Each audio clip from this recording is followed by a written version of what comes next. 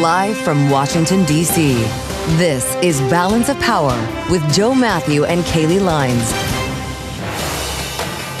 Iran asks for 2 more weeks. Welcome to the Tuesday edition as Iran responds to nuclear talks underway earlier today in Geneva, happening a short distance from talks on the war in Ukraine. I'm Joe Mathieu alongside Kailey Leinz in Washington. Thanks for being with us here on the Tuesday edition. We'll have more on this shuttle diplomacy.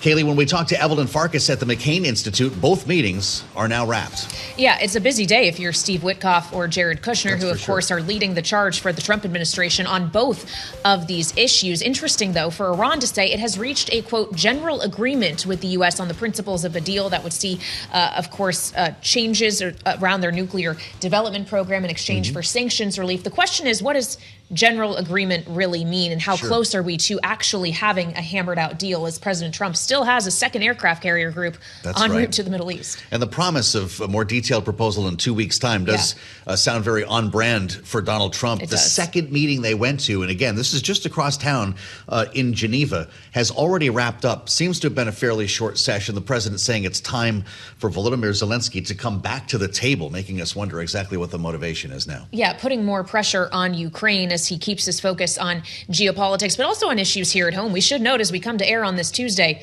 the government is partially shut down. The Department of Homeland Security ran out of funding at midnight on Friday. No sign yet of a deal anywhere close to making that funding reenacted once again. We'll have more on that later this hour with Democratic Congresswoman Dina Titus of Nevada. Be curious to hear where we're going with this one. Lawmakers are gone for the week, so this will not be solved, Kailey, anytime before next week. So don't hold your breath. Won't hold our breath for that, but we'll hold our breath for a look at these markets as we kick off the trading week after the holiday. And for that, we turn to Nora Melinda, who's checking on them from New York. Hey, Nora. Hey, Kailey. Well, it's 2:01 here on Wall Street, 1:01 p.m. here on Wall Street. We check markets for you all day long at Bloomberg. I'm taking a look at the S&P 500 lower, hanging around that 6,800 level. We are seeing shares of a lot of the tech companies lower. We're seeing the NASDAQ 100 down by about 0.5%, while the Dow Jones Industrial Average slips about 0.1% lower. Taking a look at some of these treasury yields, we do so that the benchmark 10-year treasury yield is just below 4.1%, while the policy-sensitive 2-year treasury yield is hanging around 3.4%. We've got gold and silver sliding this afternoon. Gold hanging around that 4,800 level, while silver is around $73 per ounce. We're also keeping an eye on a few of those individual movers. I mean, of course, the fight over Warner Brothers Discovery continues. Warner Brothers agreed to reopen negotiations with Paramount Skydance after Paramount proposed both raising its bid and sweetened other terms of its offer. Netflix has granted Warner Brothers Discovery 7 days to weigh Paramount's proposal. Still, Warner Brothers is recommending its shareholders vote in favor of the already binding agreement with Netflix.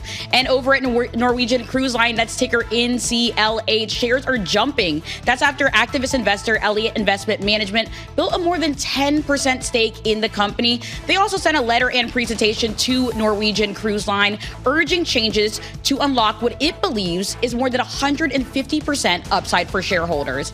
And lastly, Southwest Airlines. We're seeing that in focus higher by about 6% after UBS upgraded the carrier to buy from neutral, noting that there is upside potential from the company's extra legroom and assigned seating initiatives. For on-demand news 24 hours a day, subscribe to Bloomberg News Now wherever you get your podcasts. I'm Nora Melinda, and that's a Bloomberg Business Flash. All right, Nora, thank you so much. Checking out the Tuesday trade for us. And Joe, you know, it's Tuesday, which puts us exactly 1 week out from the State of the Union address that President Trump will give to a joint session of Congress. Yes, it's just 1 week from now, happens to be the day after lawmakers return from their recess. And my question is, will he be addressing the room with part of the government still shut down, with Department of Homeland Security still not funded after midnight Friday came and went, and no deal was made between Republicans and Democrats over ICE reforms? You know, he was asked about it on Air Force One. He said, I think I would, wouldn't bother me. Wondering exactly how he would play that. Some think it's a bad look to be up there with one agency closed, but he could also use that as a hook to castigate Republicans or Democrats rather and blame them for not working with Republicans. So either way, we're going to be up there live, and this will likely be a doozy with a lot to talk about. We should mention that Democrats have come back with a counter offer to the counter proposal. We just don't know, Kailey, what's inside. Yeah, we never got the details of what the White House countered with. Usually here in Washington, if people are quiet about the details, it may mean that actual progress is being made. But we know that the Democrats had a long list of demands that they initially put forward.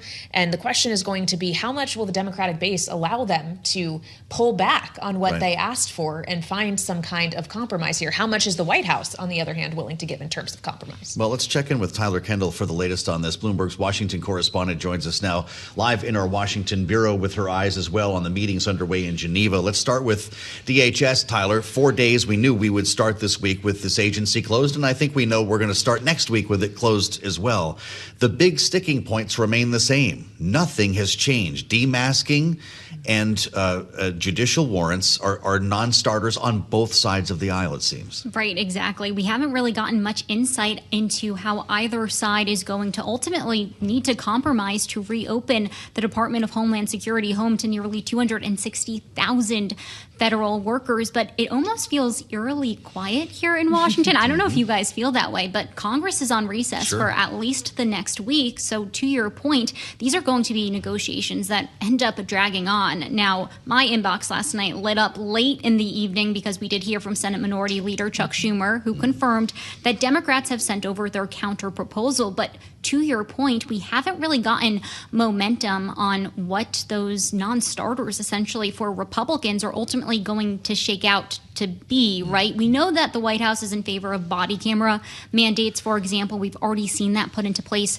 by DHS, but those other things like new warrant requirements and what's been called demasking, having federal agents remove their masks during immigration enforcement procedures, doesn't seem to be something on the table. And Joe and Kailey, this goes to Republicans' initial push that they really wanted to see this compromise be done through executive action, have President Trump put through some orders. But at the end of the day, Democrats are holding firm. They need to see some changes codified into law. Yeah, they want to see legislation, though we know President Trump does not shy away from executive orders. In fact, it happens to be one of his favorite policy tools, if you will. President Trump, while focused on domestic issues like keeping all of the government agencies funded, also has had a great deal of focus on geopolitics, as we well know, in a variety of different theaters, Tyler. But the ones we're focused on today, because they both happen to be centered in conversations taking place in Geneva, Switzerland, are talks with Iran and over ending the war between Ukraine and Russia. This is how President Trump characterized it yesterday.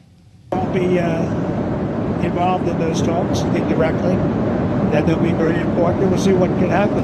It's been typically Iran's a very tough negotiator. They're good negotiators or bad negotiators. I would say they're bad negotiators. Well, like big talks, it's going to be very easy. I mean, look, so far, Ukraine better come to the table fast. That's all I'm telling you. So I'm not sure what we think about his indirect involvement, how direct that may be, Tyler. But knowing that Iran has said there is a general agreement here, and in 2 more weeks we should have further details of a potential deal, what do we really know?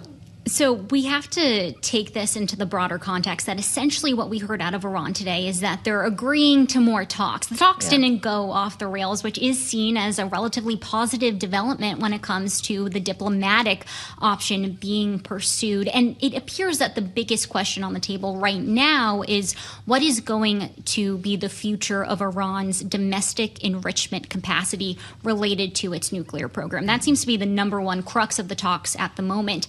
The thing is, we have repeatedly heard from U.S. officials, perhaps most notably the Secretary of State, Marco Rubio, who says that these talks need to expand beyond that. They want to see on the table Iran's ballistic missile program, also its support of regional proxy militia groups. And at the moment, it doesn't seem like they're going to end up broaching those topics. And in fact, our own analysts at Bloomberg Economics have said the fact that this has been limited to what they are calling the nuclear file, that's probably not going to be enough of a concession for the Trump administration. So they are still keeping in their assessment the likelihood that we could see military strikes down the road. And as you both know, we've seen escalation just in recent days, this bolstering of military assets, another carrier strike group going into the region region, and Iran, of course, closing part of the Strait of Hormuz for pre-planned military drills. So that's the first part of what he was talking about there with Iran. When you move to the talks also in Geneva with Witkoff and Kushner, another meeting that has now concluded here,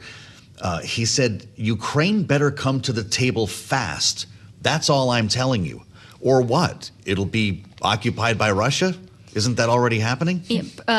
Pretty interesting statement from President Trump. Perhaps we thought he was upset with Putin most recently. Perhaps goes to that mounting frustration that we have seen from the White House that there hasn't been this breakthrough. Pretty remarkable just in and of itself that we're seeing these dual back-to-back negotiations in Geneva led by Special Envoy Steve Witkoff and the president's son-in-law, Jared Kushner. I think it's fair to say that the consensus going into these talks was relatively low in terms of what sort of progress we would see, because we saw strikes just last night. The Ukrainian president posting in a social media post that there was nearly 400 drones and 29 missile attacks. Earlier today, Ukraine did confirm that it had targeted an energy infrastructure facility on the coast of the Black Sea. So we've really seen this escalation, sort of this pullback from what the White House had been touting as progress. We can say that in recent weeks there had been progress, in particular about security guarantees. That was one of the two biggest sticking points on the table.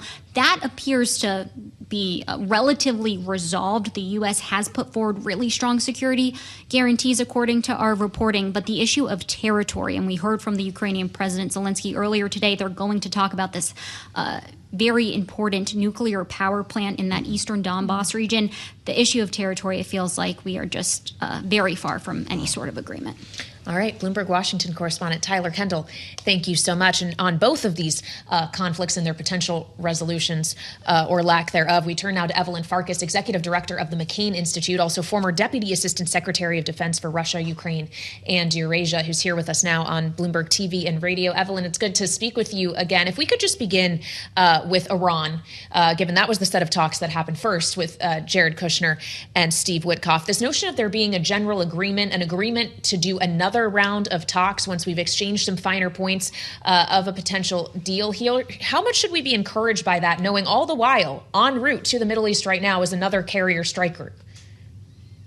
Yeah, I mean, I don't think that I would put too much stock in it, in the sense that when President Trump has two carriers off the coast or, within striking range of Iran, it usually means he's going to use force just based on past recent experience a la Venezuela.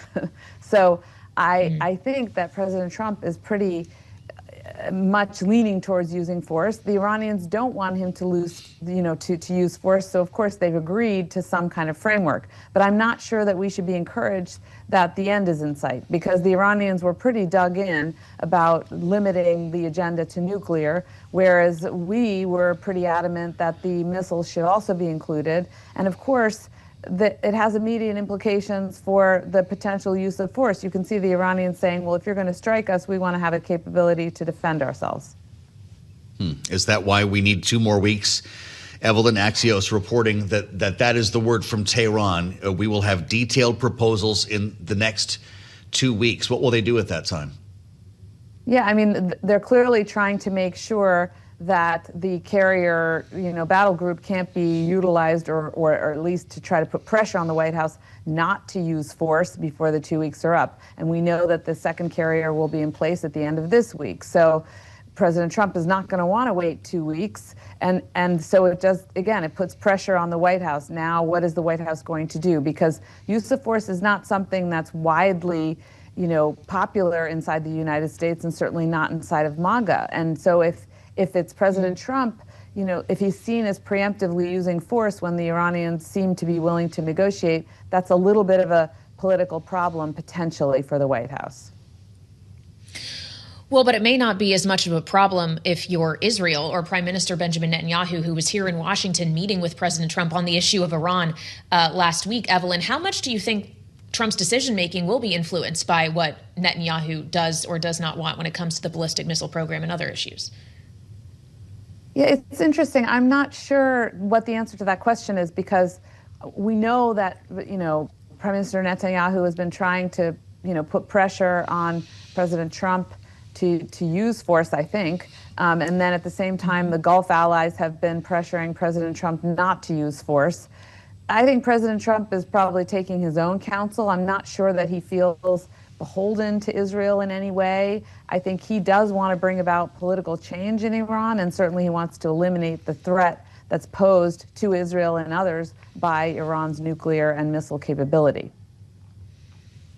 Let's turn to Ukraine for a moment, Evelyn. Are you encouraged by what you're hearing, or are you concerned that the president is turning on Volodymyr Zelensky once again?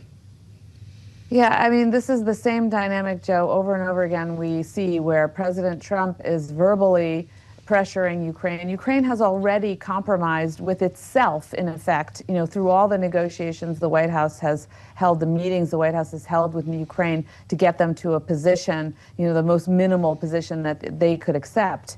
And at the same time, the White House has not put pressure on Russia. And of course, because of that, in part, Russia has not compromised. So it's time for the White House and the president to put pressure on Vladimir Putin. I think, once again, they will find that they have been disappointed by Russia at the negotiating table.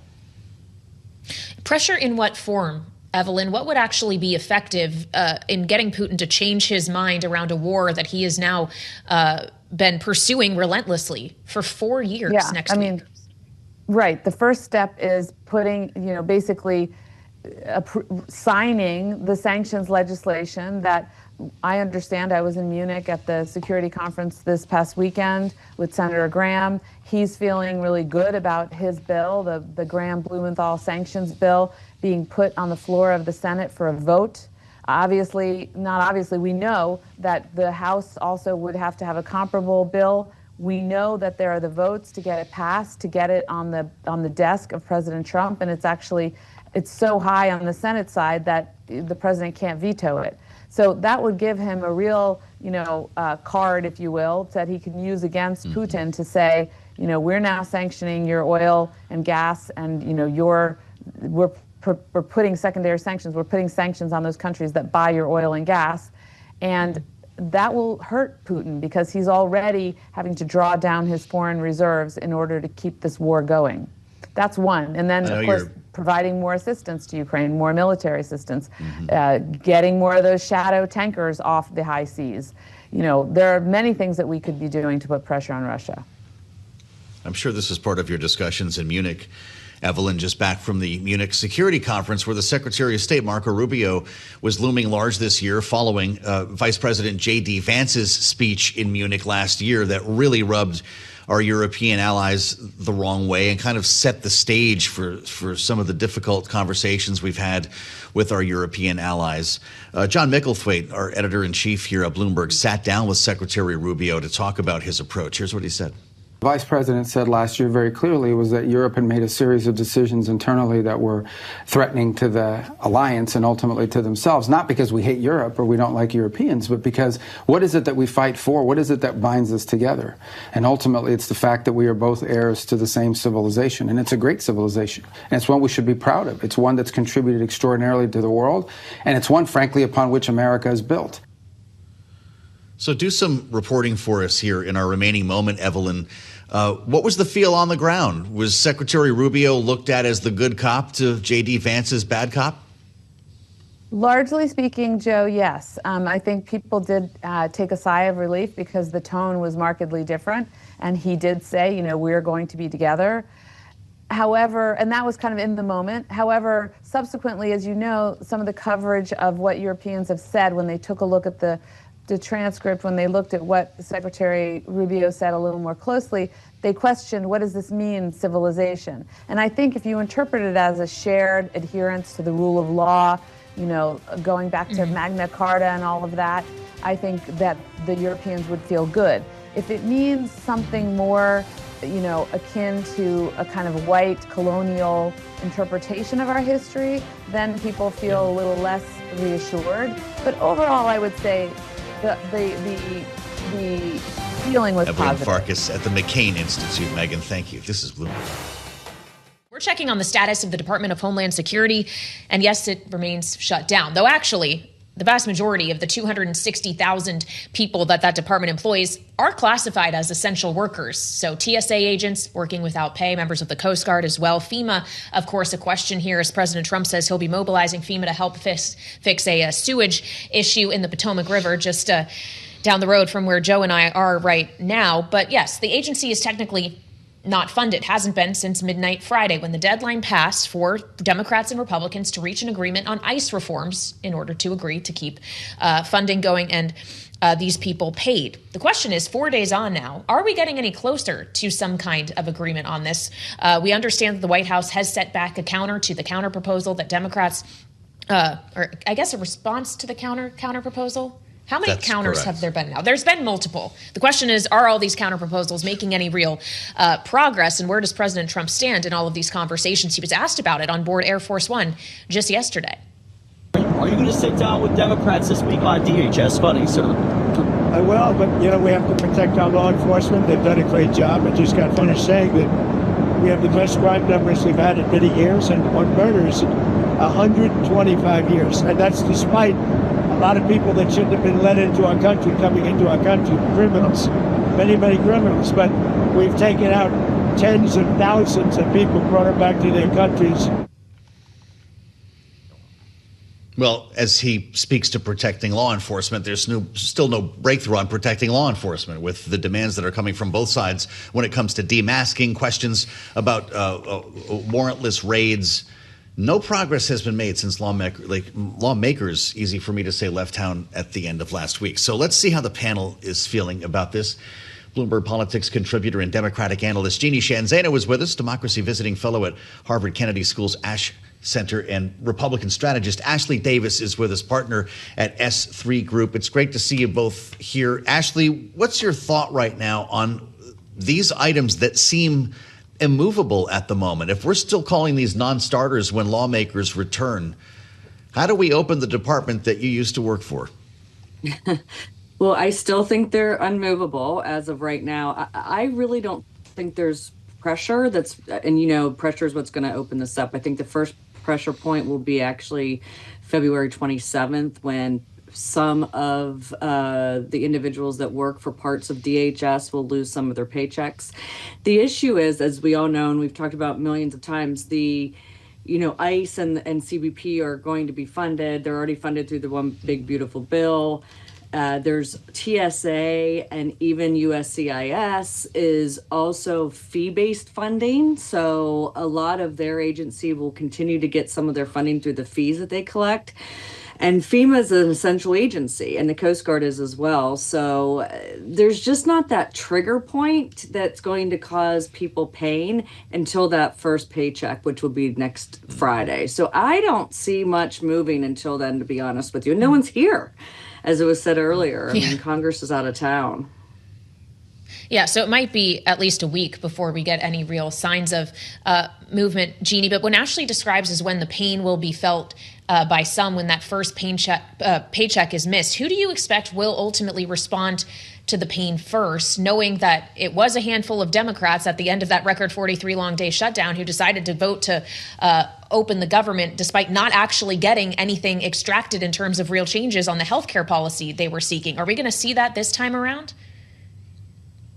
I don't think so, Kailey, because I think Democrats are in a very different position this time. You played that clip from Donald Trump last night, and it's a great example of how off message he is on this issue. He's talking about deporting criminals, but by DHS's own count, only 6% of the people deported last year had a criminal record for a serious crime. That means 8 to 9 out of 10 did not. And when the American public sees that, and then they see the brutality on the streets of Minneapolis, the killing of Renee Good, the killing of Alex Preddy, they say to themselves, this has been a case of mammoth overreach by an organization that was funded at 3 times its usual amount in the Big Beautiful Bill. And so the president has got to recognize that. And I, by the way, think that the White House does, because the White House has been saying we need to negotiate, we'll negotiate. They haven't, shown signs of that. But as you juxtapose that to what was happening in the last shutdown, they said, no, Democrats have to reopen, and Democrats did. This time, I think they too see the polls. The Donald Trump immigration policy with ICE is very unpopular. They're going to have to negotiate this out. So I think it's very different from where Democrats ever find themselves with immigration, and certainly different from where they were last time around.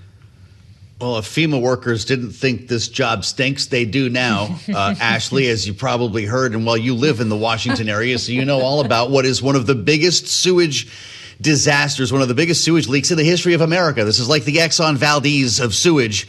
It started in the Potomac River, and they've routed this into the C&O Canal. The president back on Truth Social talking about this today.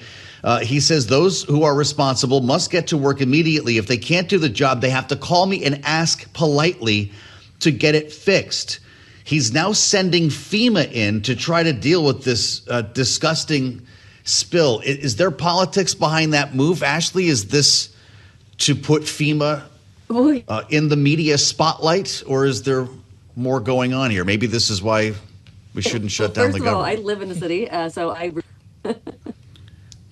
This is also, obviously some of the Truth Social posts last night were about Westmore as well. So I think this is going after the governor of Maryland. I mean, they don't have any, and that's where the sewage is coming from. They don't have a very good relationship. But, the first thing I said this morning to my son was, you cannot go to, they've been ice skating and stuff or playing hockey on the C&O Canal. I'm like, you can't go there anymore. I mean, the ice is melted. But, I mean, yeah, no, I think there's a little politics in this, but it's actually a concern because if it gets, the water issues is going, our drinking water issues is going to be something that they have to be very concerned about. Well, Ashley mentions Governor Westmore, who actually responded to President Trump's latest Truth Social post on this, saying, Mr. President, the spill is basically contained, so could you approve the FEMA funding to help Western Maryland rebuild after the historic floods last year? He tags Secretary of Homeland Security Kristine for good measure, ends his tweet with, thank you for your attention to this matter, as we often see the president do on Truth Social. I'll just leave that one there. Jeanne, as we think about the politics of this, just the politics that President Trump is dealing with in general right now, knowing that he is intending to travel this week, as we thought he would be doing every week, to different parts of the country to talk about affordability. He's heading to Georgia later on this week to talk about that very issue, I guess trying to stay on the message that his chief of staff, Susie Wiles, has been trying to get him on for months now. What does it say to you that the tour is back on after what was, I guess, a hiatus when it barely had begun to begin with?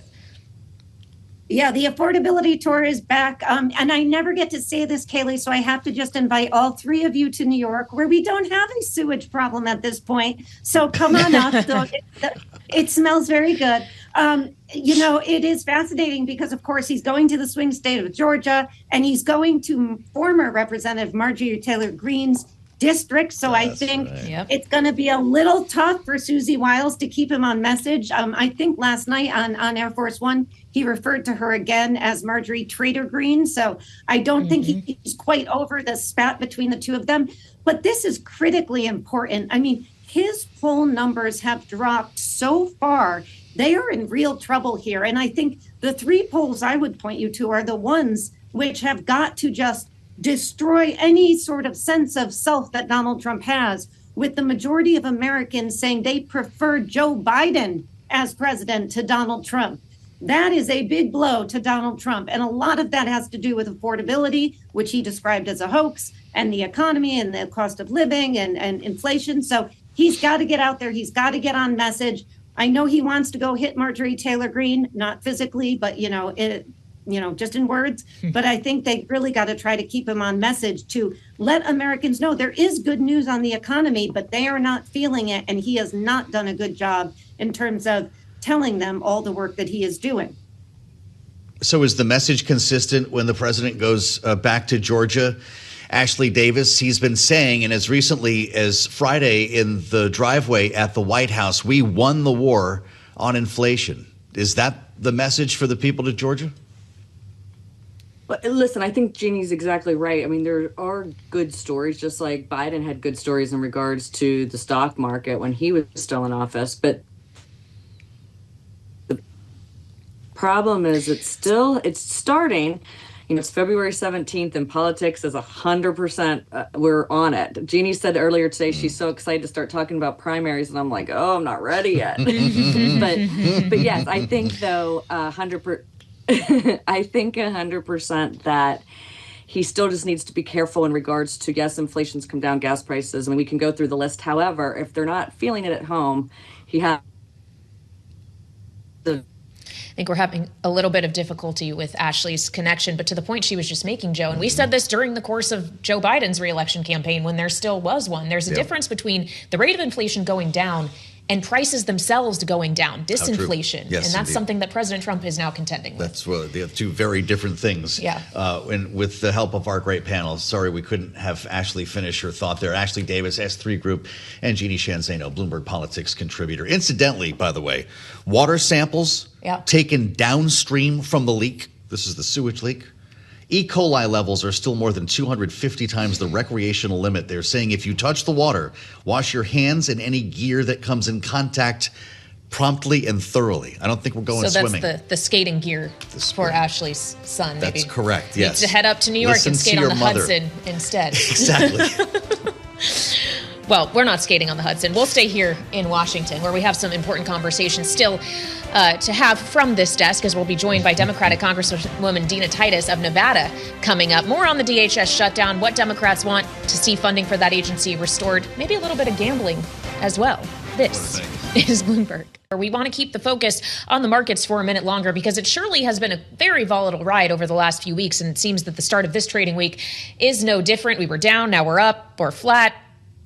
That could very well change in the next couple minutes as we have this conversation with Kristine Aquino. She's managing editor for the Bloomberg Markets Live blog and is joining us now from New York. So, Kristine, obviously there's been a good deal of whiplash. A lot of it seems to be centered around the AI narrative specifically. Have we figured out yet if this is going to be the best thing ever that leads to all of these advances, or potentially a worse thing that makes even the white collar folks lose their job and makes some of these publicly traded companies obsolete?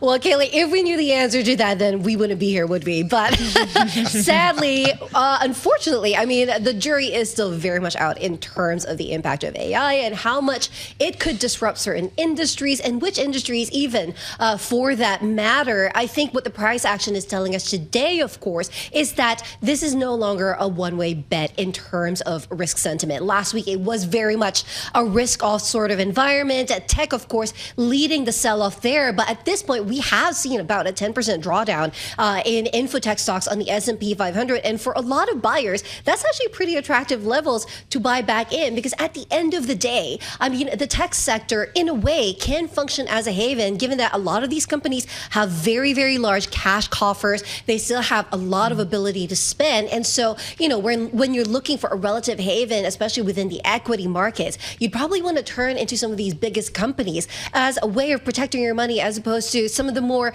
sensitive companies to, say, fluctuations in growth and consumer sentiment. You know, I heard the word SaaSpocalypse so many times over the weekend, Kristine, that I thought maybe this thing is over. But then I look down at Salesforce and Microsoft and the rest, and I see that software is still out of fashion. Everybody's trying to figure out if Anthropic and Claude are going to replace, I guess, my Windows machine. But I'm also curious about cyber. We've talked about this before, and we have earnings after the bell from Palo Alto. Could this be an inflection point where, depending on what is said in this call, cyber is siloed off from the rest of application software?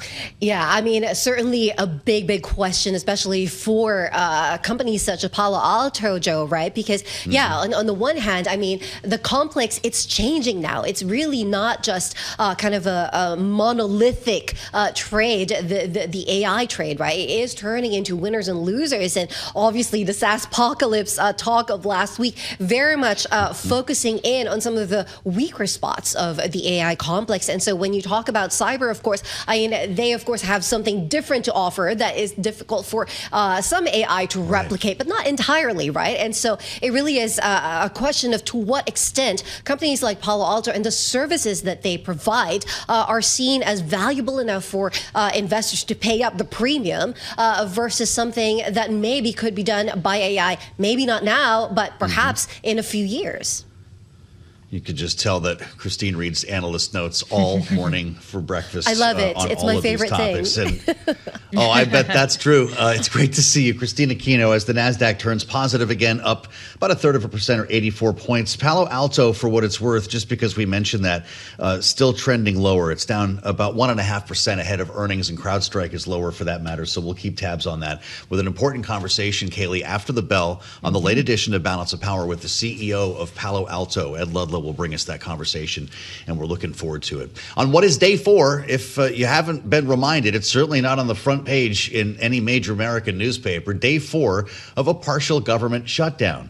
Realizing, of course, that ICE is getting money from the big, beautiful bill. This in a couple of weeks or even less, once we get into March, could become a much more urgent feeling issue with FEMA, the TSA, the Coast Guard, all set to go without pay. And it's where we start our conversation with Congresswoman Dina Titus, the Democrat from Nevada's 1st District. Yes, our eyes are on Las Vegas. And it's great to see you once again, Congresswoman, here on Bloomberg TV and radio. Lawmakers are gone for the rest of this week. I know that members of the House and Senate will be back next. But there doesn't seem to be a path for a breakthrough on a deal here when it comes to demasking or warrantless raids. Unless you're hearing something differently, Congresswoman, what's going to happen here? How long could this last? Well, I'm not. I understand maybe we've offered something else to the Republicans, but the Senate's gone. I mean, they're in Munich at the conference, or some of them are at the Olympics. They need to get back here and make some plans. You know, the shutdown really hurts Nevada. If you don't have TSA, where our tourism is already negatively impacted by this administration, and this will just hurt more. And there's such an easy solution. Pull those out. Pull out FEMA, pull out TSA, pull out Coast Guard, fund them and send them on their way, and then deal with the safeguards that we can put in place with with ICE. You know, we can't cut off their money because they got all that money back in the big, beautiful bill. So they're funded. They can do whatever they want. They've got the 16th largest military budget in the world, but we could put those guardrails in place. Well, so what guardrails at the end of this, Congresswoman, do you expect will be put into place? Is the White House actually more flexible, and Republicans more flexible than they're suggesting publicly at this time? Are you hearing that from your leadership?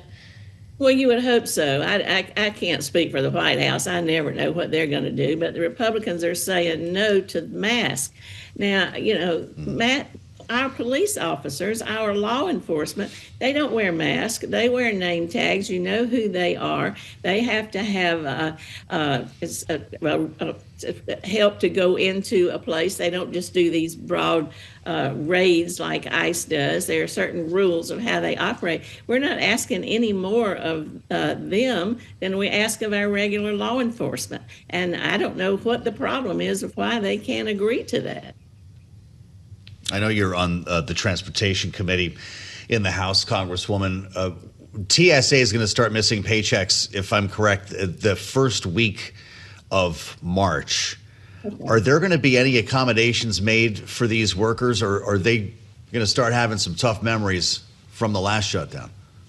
Well, the last one, remember, was a record 40-something days. Here at Heron Airport. We had food banks set up. I helped them get gas cards from the convention center so they could get back and forth to work. Private sector helped to make donations. So they were depending on the goodness of people's hearts because they weren't getting those paychecks from the federal government. Now, they got them after the fact, but that doesn't help you pay the rent as you go along. So, morale is already low at TSA. They have to put up with a lot of grief from dissatisfied customers coming through who don't want to open up their suitcases. And now you're asking them to do it and keep us all safe while not even giving them the respect of a paycheck.